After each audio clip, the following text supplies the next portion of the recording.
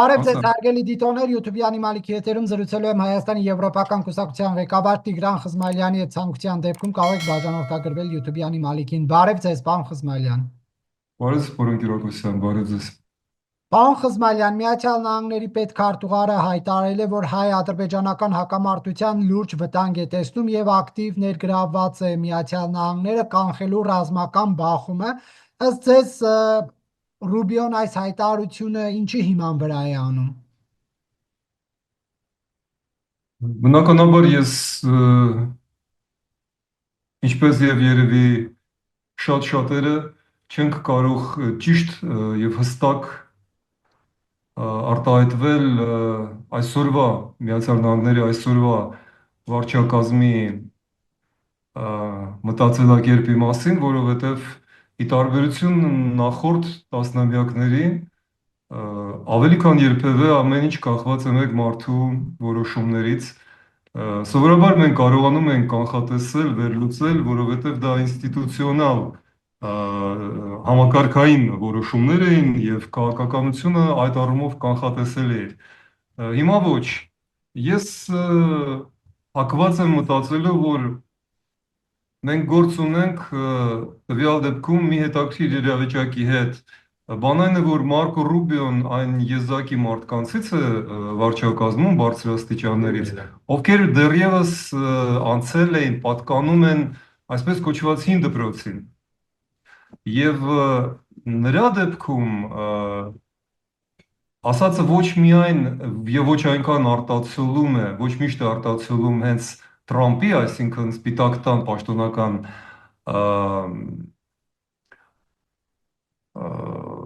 որոշումը, այլ երբեմն նա փորձում է ուղերձներ հասցնել։ Եվ ես կարծում եմ, որ տվյալ դեպքում սա ուղերձ է։ Ինչի մասին։ Տեսեք, Թրամփը հիմա ներկայացնում է որպես իր առաջին 100 օրվա մեծ հաջողությունը արտաքին քաղաքական հաջողությունները, հատկապես այն, որ նրան, ինչպես նա է պատկերացնում, հաջողվում է Հնդկաստանի եւ Պակիստանի պատերազմը ընդհատել եւ նա կցանկանար միավորել դրան մի քանի այլ հաղթանակներ։ Նախ եւ առաջ իհարկե Ուկրաինայի եւ Ռուսաստանի միջև պատերազմի սպասված զինադադարը, որը տեղի չի ունենում։ Երկրորդը նա շատ կարևորում էր Ղազայի հարցի լուծումը եւ նա լիահույս էր, որ դա էլ իրեն կհաջողվի, բայց դա շատ հեռու է այդ նպատակից։ Ղազայում շարունակվում է պարզապես սպանդ, ամեն օր տասնյակ մարդիկ զոհվում են, խոսքը գնում է արաբների մասին եւ այս առումով շատ կարևոր է Միացյալ Նահանգների վերջնական որոշումը Իրանի վերաբերյալ, որը դեռևս անհայտ է։ Մենք հետևում ենք նրան, թե ինչպես արաբական իր այցից հետո Թրամփը փաստորեն ուղղել էր ամբողջ հզորությունը հուսիտների վրա, Եմենի վրա, եւ կարծես թե դա թույլ տվեց իջեցնել լարվածությունը Իրանի նկատմամբ, բայց մենք նաև տեսնում ենք, որ Իսրայելի վարչապետ Նեթանյահուն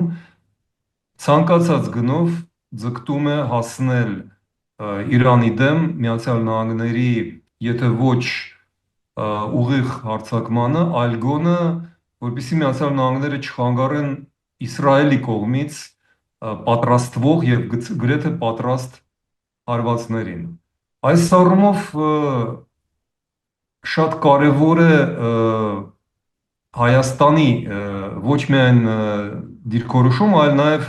այն, որ մեր ճակատագիրը անչափ մեծ կախվածություն ունի հենց այս լարվածության ընթացքից։ Ես բազմիցս ասել եմ ու կարծում եմ դա շատերի համար ակնհայտ է։ Եթե Իսրայելը հարվածի Իրանին, Միացյալ Նահանգները ակնհայտորեն ստիպված կլինեն գոնե Թրամփի Միացյալ Նահանգները կամա թե ակամա աջակցել Իսրայելին եւ այդ դեպքում Պուտինի եւ Ալիևի համար բացվում է եզակի հնարավորությունների պատուհանը։ Նրանք օգտագործելու են այդ հնարավորությունը Սյունիքի վրա արձակվելու։ Դա Պուտինի ռազմավարական նպատակն է եւ տվյալ դեպքում դա համընկնում է Ալիևի ցանկության հետ եւ Էրդողանի նույնպես։ Հետևաբար Ռուբիոն տեսնում է այդ վտանգը, լինելով կրկնում եմ հին դպրոցի դիվանագետ, նա կանխատեսում է այսպիսի զարգացում, չի բացառում դա եւ փաստորեն ես հակված եմ դիտարկել նրա այս տարօրինակ թվացող հայտարարությունը որպես յուրատուն զգուշացում, որ սա նորից դառնում է հնարավոր։ Զգուշացումում ուղված։ Ինչպես Զգուշացումում ուղված։ Ես կարծում եմ, որ զգուշացումը ընդհանրապես հնչում է բոլորի ուղղությամբ, բայց նախ եւ առաջ նրանց, ով հասկանում է դա։ Եվ այս առումով Հայաստանի գործողությունները առավել քան երբևէ խնդրահարույց են։ Հայաստանի, ես նկատի ունեմ Հայաստանի իշխանությունների։ Այդ սիրախաղերը, որ մենք տեսնում ենք իշխանության կառավարության կողմից Պուտինի հետ, նրանք անչափ ծանր տպավորություն են թողնում ոչ միայն բարոյական եւ աշխարհակահաղական, քաղաքակրթական առումով, այլ զուտ այն իմաստով, որ Պուտինին հնարավոր չէ նման ռևերանսներով եւ կոմպլիմենտներով կասկածելի սիրաշահել։ Պուտինը, ինչպես եւ Մոսկվան ընդհանրապես արդյունքների չի հավատում, առավել եւս նա չի հավատում ժպիտներին, հատկապես ոչ այնքան անկեղծ։ Եվ ես կարծում եմ, որ վերջի շաբաթների զարգացումները ես նկատի ունեմ մայիսի 9-ի այցը ու Փաշինյանի այցը Մոսկվա, երեկվա Լավրովի այցը Երևան եւ դրանց արդյունքում հայտարարված Եվրամիության հետ Հայաստանի մերձեցման սառեցումը, փաստորեն այլ կերպ հնարավոր չէ բացատրել բարձր մեր պաշտոնյաների հայտարարությունները, սկսած Արարատ Միրզոյանից, դա մեկ իմաստ ունի։ Դա փորձ է Հայաստանի կողմից խոստանալ Պուտինին լոյալություն, հավատարմություն, դիմացը ստանալով իրենց իշխանության եւ ինչպես իրենք են պատկերացնում երկրի անվտանգության երաշխիքները։ Եվ մեկը եւ մյուսը, հատկապես երկրորդը, սին հույսեր են եւ տվյալ դեպքում ես կրկին ու կրկին ասում եմ, մենք պարզապես վատնում ենք մեր պատմական ժամանակը եւ հնարավորությունները։ Միակ ուժը, որը կարող էր պաշտպանել Հայաստանին, դա Եվրամիությունն է։ Մեր կառավարությունը հիմա սղոցում է այն ճյուղը, որի վրա ոչ թե նստած, այլ որից կախված է մեր երկիրը։ Պարոն Խզմայլյան, Ռուբիայի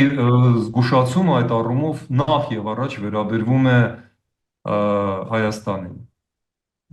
Իսկ ինչ է կարծում, Միացյալ Նահանգների պետքարտուղարը հետախուզական տվյալներին է հղում անելով ասում նման բան, թե վերլուծությունների արդյունք են իր հայտարարությունները։ Ես ոչ միայն պատկերացնում եմ, այլ պարզապես գիտեմ, որ Միացյալ Նահանգների արտաքին քաղաքականությունը հիմնված է իրենց հզորագույն եւ հետախուզական եւ վերլուծական կենտրոնների տվյալների վրա, այդպես որ նրանք շատ լավ գիտեն իրավիճակը այն երկրներում եւ այն տարածաշրջանում, որոնց մասին հարկ են համարում խոսել։ Մարկո Ռուբիոյի համար, որը իմիջիայլոց հայկական հարցով զբաղվում է տարիներ շարունակ, այս առումով գաղտնիքներ չկան։ Եվ նրանք նաև տեսնում են, որ Հայաստանի գործողությունները այս առումով հախուռն են։ Ես մեկ օրինակ բերեմ, հիշեցնեմ։ Համարում եմ ծայրահեղ անհաջող եւ պարզապես սխալ այն զորավարժությունները, որ Հայաստանը մի քանի շաբաթ առաջ իբրև թե անցկացրել էր Իրանի հետ համատեղ, Առավել եւս որ իրականում դա պարզապես բեմադրություն էր, երկու երկրների զորքերը իրենց տարածքում են, բայց դա ներկայացվեց իբրև համատեղ զորավարժություն եւ դա երկու ստեկ անիմաստ էր, վտանգավոր եւ սխալ։ Առաջինը այն է, որ Իրանը սառնասրտորեն վերջերս Արցախի, զավթված Արցախի տարածքում զորավարժություններ էր անցկացրել Ադրբեջանի հետ, իրական զորավարժություններ։ Այսինքն համարել, որ նման ձևով մենք կարող ենք սիրաշահել Թեհրանին, ինչ-ինչի համար, դա միամտություն է։ Երկրորդ, Ադրբեջանը արդեն պատրաստել էր եւ հիմա օգտագործում է Իսրայելի օգնությամբ այն խաղակարգը, որ Միացյալ Նահանգներին ցույց տան, թե Հայաստանը Իրանի հետ զորավարժություններ է անցկացնում եւ այն դեպքում, երբ Ադրբեջանը դա անում է իր տարածքում եւ կարող է դա բացատրել Իսրայելին, Իսրայելը նման բաների նայում է սառնասրտորեն, ապա Միացյալ Նահանգների կոնգրեսում եւ սենատում, որտեղ Հայաստանը բոլորովին այլ կարգավիճակ ունի, բացատրել հետո, որ ինչպես կարելի է չօգնել Հայաստանին, շատ դժվար կլինի, որովհետև միշտ կգտնվի մեկը, որը կասի՝ մի րոպե, էտեն Հայաստանն է մեզնից խնդրում օգնություն, որը Իրանի հետ զորավարժություններ է անցկացրել։ Ադրբեջանը չի խնդրում օգնություն, դա մենք ենք խնդրում։ Եվ ես հիշեցնեմ, որ հիմա հակաամերիկյան հայտարարվելու է մի քանի օրից, մայիսի 26-ից Վրաստանի կառավարությունը։ Այսինքն Հայաստանի կառավարությունը կարծես թե գիտակցաբար, թե ինչն ավելի վատ է, չգիտակցելով, մեզ տանում է այս կասկածելի ճանապարհով։ Ահա եւս մի բացատրություն Մարկո Ռուբիոյի արված հայտարարությանը։ Պարոն Խզմալյան, անդրադառնանք Լավրովի հայտարարություններին Երևանում հնչեցրած Հայաստանին չի սպառնում այն, ինչ տեղի է ունենում Ուկրաինայի հետ, Լավրովն է վստահեցնում, ասում է, որովհետև դուք քաղաքակիրթ պետություն եք, չեք հայտարարել, որ ռուսաց լեզուն արգելված է ձեր սահմանադրությամբ եւ ասում է, որևէ պատճառ չկա, որևէ առիթ չկա անել այն, ինչ մենք անում ենք Կիևի հետ։ Դուք այս հայտարարությունը ինչպես եք մեկնաբանում։ Ես օգտվելով առիթից ուզում եմ շնորհակալություն հայտնել ձեզ, որ դուք հնչեցրեցիք ձեր հեռուստաընկերության հարցը, որը իրականում հռետորական էր եւ Լավրովն էլ այդպես գնահատեց։ Դա չէր պահանջում պատասխան, բայց դա պահանջում էր մեր ազգային արժանապատվությունն էր պահանջում, որ գոնե մեկը գտնվի, որ այդ սրիկայի եւ հանցագործի աչքին, դեմքին նայելով ասի, որ դուք հանցագործ եք, սրիկա եք եւ հայ ժողովուրդը դա շատ լավ գիտի։ Ձեզ հաջողվեց դա անել եւ ես կարծում եմ շատ ու շատերի կողմից շնորհակալություն եմ ձեզ հայտնում, բայց հիմա մի կողմ թողնենք կոմպլիմենտները եւ վերադառնանք իրականությանը։ Այդ հայտարարությունը, որը դուք մեջբերեցիք, Լավրովի կողմից ցինիկ եւ փաստորեն անթույլատրելի հայտարարություն է, դա նացիստական, ֆաշիստական կամ Ռուսաստանի դեպքում ռաշիստական հայտարարություն է, եւ դա լրիվ անիմաստ ու անհեթեթ բան է։ Ինչ է նշանակում դուք չեք արժանանա, այսինքն դուք սպառնում եք մեզ, ասելով, որ մենք ձեզ կարող ենք տրորել, բայց չենք տրորի, որովհետեւ դուք մեր ձեռքը լպստում եք։ Սա է նշանակում, ոչ ավել, ոչ պակաս, եւ ցավոք սրտի մեր կառավարությունը հիմք է տվել նման վարկագծի։ Ինչ վերաբերում է բուն պատճառաբանություններին, գիտեք, ռուսերենը արգելված է բազմաթիվ երկրներում, ռուսական դպրոցներ չկան Վրաստանում, կարծեմ Ադրբեջանում էլ առանձնապես չկա։ Դա երբեք Ղազախստանում ռուսները ժամանակ առ ժամանակ մռնչում են, որ այս ոնց եք դուք ռուս, չգիտեմ, հազարը քանի 100,000 կամ միլիոններ կան ռուսներ Ղազախստանում, դուք հալածում եք նրանց, բայց բնականաբար ոչ ոք չի սպառնում ուկրաինիզացիայով։ Խնդիրը դա չէ։ Լավրովը իրականում նկատի ունի ուրիշ բան։ Նա ասում է, որ մենք չենք ճանաչում ձեզ որպես պետություն։ Մենք չենք ճանաչում ձեր պատմությունը, լեզուն, մշակույթը, ինքնությունը, պետականություն ունենալու ձեր իրավունքը։ Եվ դուք անվտանգության մեջ եք այնքան ժամանակ, որքան դուք ծառայելու եք մեզ։ Սա ուղիղ սպառնալիք է եւ սպառնալիքի իմաստն է այն, որ չփորձեք գնալ դեպի Եվրոպա։ Եվ ցավոք սրտի ի պատասխան Լավրովը ստացավ սկանդալային հայտարարություն մեր արտգործնախարարի կողմից, ով ասեց, որ մենք չենք բանակցում Եվրոպայի հետ, հայտ չենք ներկայացրել նրանց, այսինքն ճիշտ այնպես, ինչպես սառեցրել են հարաբերությունները հապկի հետ, սառեցրել են հարաբերությունները նաև Եվրոմիության հետ, մենք տեսնում ենք, որ կառավարությունը հրաժարվում է իր համաձայնությամբ ընդունված օրենքից, որը 56 օր առաջ ընդունվել է ազգային ժողովում, օրենք, ոչ օրինագիծ, ոչ նախագիծ, այլ օրենք։ Կառավարությունը չի կատարում օրենքները Եվրամիության անդամակցության գործընթացի մեկնարկի մասին, ոչ հայտ է ուղարկված, ինչպես իրենք են հպարտությամբ զեկուցում Ռուսաստանին, ոչ մի պաշտոնյա նշանակված չէ, ոչ մի գործողություն, ոչ մի քայլ արված չէ։ Այսպես որ 2025 թվականի ամառը ամենացուրտ ամառն է Հայաստանի համար 21-րդ դարում։ Սառեցված։ Արարատ Միրզոյանի հայտարարությունը ինչու անակնկալ էր ձեզ համար։ Այո, անակնկալ էր այն առումով, որ մենք իհարկե պատկերացնում ենք, որ Հայաստանը սիրախաղեր է անելու եւ Փաշինյանի այցը մայիսի 9-ին դրա վկայությունն էր, բայց հետո նաեւ մեր միջամտությամբ եւ խնդրանքով նաեւ մեր, ասեմ ձեզ անկեղծ, չեմ ասի ինչպես, բայց մենք մասնակցել ենք այդ որոշման ընդունմանը։ Եվրոպական ղեկավարները ամենաբարձր մակարդակով որոշեցին ցույց տալ, որ իրենք սպասում են Հայաստանին Եվրամիության կազմում։ Նույն Արարատ Միրզոյանին ընդունեց Կայա Կալասը։ Դա Կայա Կալասի համար դժվար որոշում էր։ Նիկոլ Փաշինյանին ընդունեցին Ուրսուլա ֆոն դեր Լայենը եւ Անտոնիո Կոշտան։ Այսինքն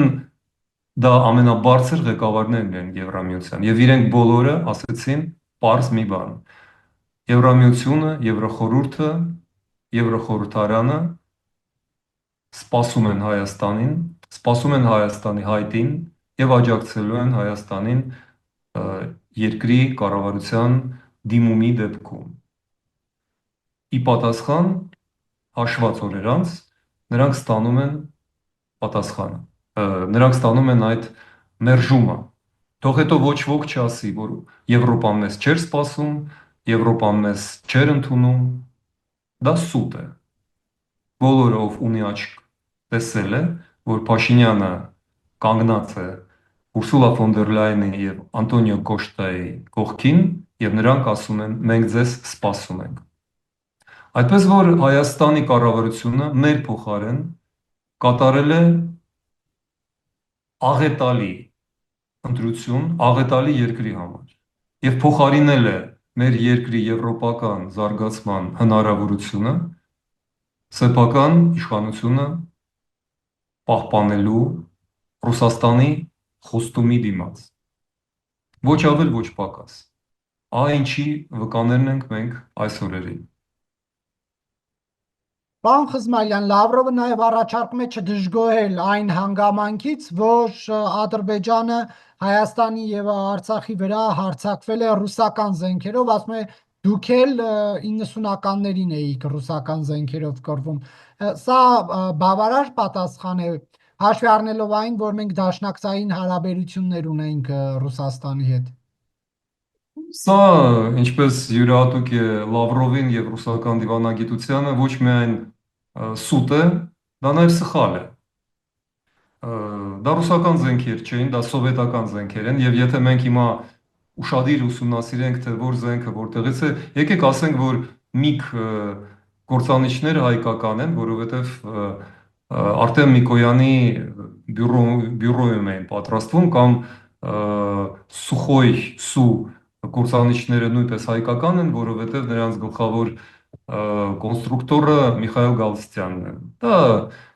հիմարություն է ռուսական զենքերը ռուսական դարձան 21-րդ դարում, իսկ 20-րդ դարում մենք կռվում ենք սովետական զենքով, այն զենքով, որը կարողանում ենք խլել ադրբեջանցիներից, իսկ ռուսները իրենց դիվիզիաները Շամանովի օրինակ դիվիզիան փոխանցել էին Ադրբեջանին եւ Կոլցո օպերացիայից սկսած ռուսական վարձկանները փողով հազարներով էին կռվում Ադրբեջանի կողմից։ Իրենց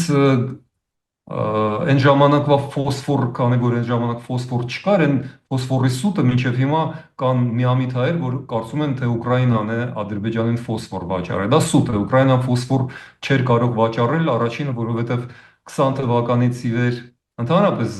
զենք չէր վաճառել, Ադրբեջանին դա պաշտոնապես հերկված է, այլ նաև որովհետև ֆոսֆոր արտադրում է, ֆոսֆորային զենքը արտադրում է Ռուսաստանը։ Բայց 90-ական թվականներին նույն կագբեական, չեկիստական բանը, ասեք, պրոպագանդան օգտագործում էր մի ուկրաինական ազգանունով մարդու Յուրի Բելիչենկոյի վարձկան լինելու փաստը որպես ապացույց, որ Ուկրաինան օգնում էր Ադրբեջանին։ Յուրի Բելիչենկոն սովետական օդաչու էր, ինչպես նաև Ալեքսանդր Չեռնիշովը, որը ռուս էր եւ որին նույնպես խփել են մերոնք, կարծեմ Քրպեյանն էր աստրե խփել, եթե չեմ սխալվում, Պետոն էր խփել, Պետոն էր խփել, այո։ Եվ այդ առումով մեկնաբանել այդ Լավրովյան ստերը պարզապես անիմաստ է։ Ադրբեջանի կողմից են կռվում ռուսական դիվիզիաները, աֆղանական մոջահեդները, չեչենական վարձկանները, այնուամենայնիվ մենք հաղթեցինք, որովհետև մեր բանակը եւ իշխանությունը այդ ժամանակ շատ ավելի քիչ էին պաստորեն թունավորված ռուսական քարոզով, քան 2020 թվականին։ Պարոն Խզմայելյան, Հայաստանն ու Ռուսաստանը հստակեցրել են, հա, այսպես ասած, երկու տարվա շփումների օրակարգը, ասեմ, հա, նման հայտարարություն արեցին ասուլիսի մեկնարկին Լավրովն ու Միրզոյանը, սա ինչ է նշանակում, ինչ են իրար հետ համաձայնեցնելու, ինչ քայլեր են իրար հետ Հայաստանն ու Ռուսաստանը տանելու, թե սա լրիվ այլ բան է նշանակում։ Չէ, դա շատ հետաքրքիր հայտարարություն է, որովհետև բավական է բարձրաձայն ասել այդ երկու տարիները ինչ տարիներ են, 2025 եւ 2026, չէ՞։ Իսկ 2026-ը դա ինչ է։ Դա խորհրդարանական ընտրությունների, այսինքն պետական ընտրությունների տարին է։ Իրենք փաստորեն չեն էլ թաքցրել, ինչի համար են եկել եւ ինչ են ստացել։ Իրենք ստացել են լոյալություն ԿՊ իշխանական կուսակցության կողմից եւ կառավարությունից փոխարենը իրենք համաձայնվեցին մեծահոգաբար չփորձել հեղաշրջում կատարել։ Ուրիշ հարց է կարողանային իրենք հեղաշրջում կատարել թե ոչ, բայց իրենք կրկնում եմ մեծահոգաբար ճակերտներում համաձայնվեցին, որ 25-26 թվականները թող անցնեն այսպես։ Մենք ձեզնից ենք ստանալու այն, ինչ մեզ պետք է։ Շատ լավ։ Համաձայնվեցին դրան։ Հարկահավաքը ապահովում եք, թիզբոն գալու եք, արկերը վճարելու եք, ոսկին կամ ուրիշ բաները մաքսանենք ճանապարհով օգնելու եք մեզ վաճառել շրջանցելով միջազգային պատժամիջոցները։ Այո, ուրիշ մեզ ինչ է պետք։ Եթե պետք է դրա համար զոհաբերել մի քանի տեղացի գործակալներին, ինչ կա որ սիրով կանեն, ինչպես որ զոհաբերեցին իրենց Ստեփանակերտի գործակալներին, որոնք հիմա Բաքվի բանտում են։ Եթե պետք է Երևանի բանտում հայտնվի մի քանի անուն, որպիսի մեր միամիտ ժողովուրդը ուրախանա, բա տեսեք, ի վերջո արդարությունը հաղթեց, ռուսները դրա համաձայնություններ տվեցին, այդպես որ ես խորհուրդ կտայի տեղական ռուս գործակալներին շատ զգույշ եւ ուշադիր լինել։ Ձեզ համաձայնվել են վաճառել։ Իսկ սա արդյոք նշանակում է միջազգային կառույցներում դիրքորոշումների հստակեցում, թե չէ։ Օրինակ, ասենք, ՄԱԿ-ում քվեարկությունից առաջ համաձայնության գալ, թե ոչ։ Կտեսնենք, կապրենք, կտեսնենք, չեմ բացառում ոչ մի բան, թեև իրավիճակը շատ բարդ է։ Տեսեք, մի օրինակ բերեմ, այս օրերին վրացական երկու բանկերը Ռուսաստանի համար շատ տհաճ օրենք են ընդունել, որոնք նախադեպ են դառնում եւ ռուսների համար ողջ աշխարհում, ոչ միայն Վրաստանում, որտեղ դա միջազգային նախադեպ է, շատ ավելի բարդ են դառնում ֆինանսաբանկային գործողությունները։ Բայց եթե ուշադիր նայենք, որ բանկերն են, դրանք այն բանկերն են, որոնք ակնհայտորեն ընդդիմադիրներին են պատկանում եւ որոնց մեջ ոչ թե ռուսական կապիտալն է, ինչպես հայկական բանկերի մեծ մասում, հիմնադիր կապիտալը, այլ արևմտյան։ Ես իմ անուններ չտամ, որովհետեւ բանկերի դեպքում վտանգավոր է սխալվել, հետո բարդություններ են առաջանում, բայց հետաքրքիր է, որ փաստորեն Միացյալ Նահանգները պատրաստում են պատժամիջոցներ եւ առաջի ծիծեռնակները արդեն թռան։ Այդ երկու բանկերը, որոնք համարձակվեցին Ռուսաստանի դեմ Վրաստանում, որը կարծես թե արդեն վերահսկվում է։ Փաստորեն ռուսները կփորձեն խուսափել նման բաներից Հայաստանում եւ ես չեմ բացառում, որ կանխարգելիչ միջոցառումներ կազմակերպեն եւ դրա առաջի օրինակը մենք տեսանք հենց երեք, որովհետեւ մինչդեռ դուք խզարում էիք դահլիճում Լավրովին մարտահրավեր նետելով, կարծեմ դուք միայնակն եք ցավոք սրտի, մեզ իմ գործընկերներին նախ եւ առաջ Արման Բաբաջանյանին հրմշտելով փորձում են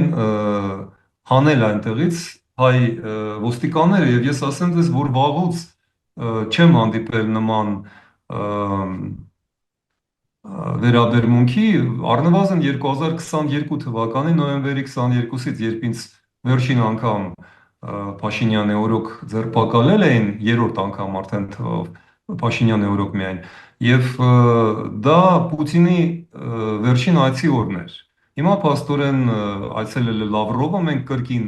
բողոքի ցույց ենք անում, ինչպես եւ 22 թվականին, այս անգամ չձերբակալեցին, բայց տեսեք, փաստորեն 22 թվականից հետո 25 թվականին նորից հայկական